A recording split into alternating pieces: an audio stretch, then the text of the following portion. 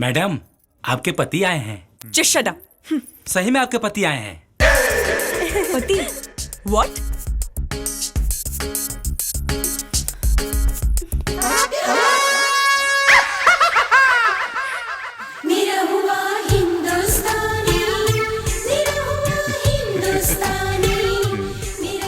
Congratulation सोना।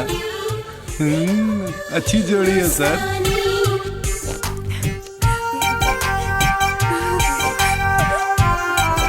जाओ जाओ। कुत्ता कमीना यहाँ भी आ गया।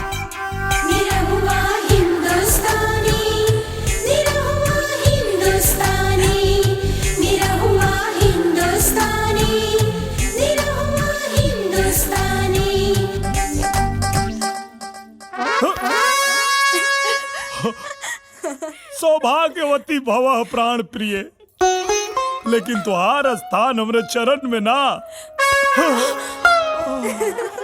हमरे अंतरात्मा में बा। कौन है ये? पति है सर, पति। हाँ, नमस्ते सर। आइए चाय पीते हैं। नहीं नहीं सर, इनको भी वापस जाना है। आप वापस जाएंगे ना?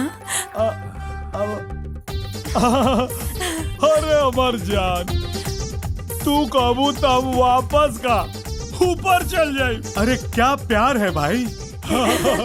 बाय सोना। बाय। अरे ओ मिस्टर। अरे मिस्टर ना, निरहुआ हिंदुस्तानी सर। निरहुआ? हाँ।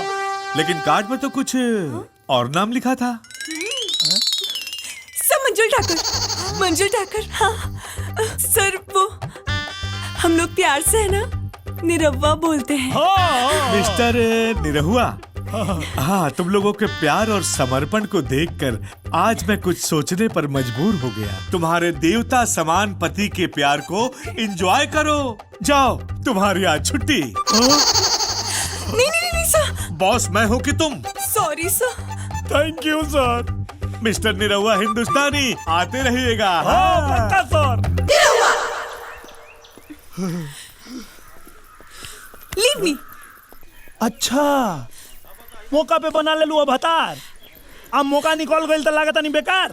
बतार माय फुट। थोड़ा देखा है क्या अपना? मुंह तोड़ दूंगी। देखा, अब चाहे मुंह तोड़ा चाहे पैर तोड़ा, बस हमसे भी आकला। हम तो के खूब खियाई खूब पियाई, तो के अपना दिल के रानी बना के रखब। रानी बना के रखेगा? खुद के खाने के तो पैसे नहीं है, मुझे क्या खिलाएगा? भिखारी कहीं का।